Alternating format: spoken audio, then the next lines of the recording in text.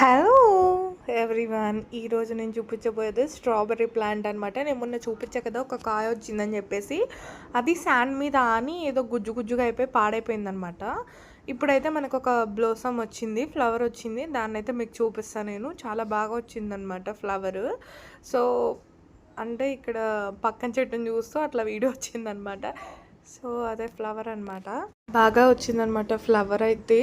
చూడాలి అది ఎలా కాయ కాస్తుంది అని చెప్పేసి. ఇందులో బ్యాగ్లో వర్మీ కంపోస్ట్ అన్నీ ఉన్నాయి కాబట్టి జస్ట్ వాటరింగ్ ఇస్తే సరిపోతుంది అనమాట, పర్టికులర్గా వేయకుండా. చూసారా, ఇక్కడ కూడా ఒకటి మొగ్గ వస్తుందన్నమాట.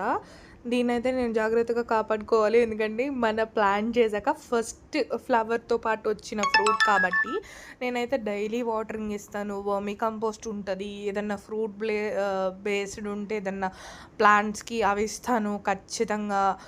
అంటే ఫ్రూట్స్ కాసేవి అలా అనమాట. ఇదైతే మంచిగా గ్రో అయ్యాక నేను మళ్ళీ మీకు అప్డేట్ ఇస్తాను అనమాట. ప్రస్తుతానికి అప్డేట్ అదే, స్ట్రాబెర్రీ ప్లాంట్స్కి ఒక బ్లోసమ్ వచ్చింది, ఒక ఫ్లవర్. ఇట్లా బ్యాగ్స్లోనే ఉంచాను. Thank you.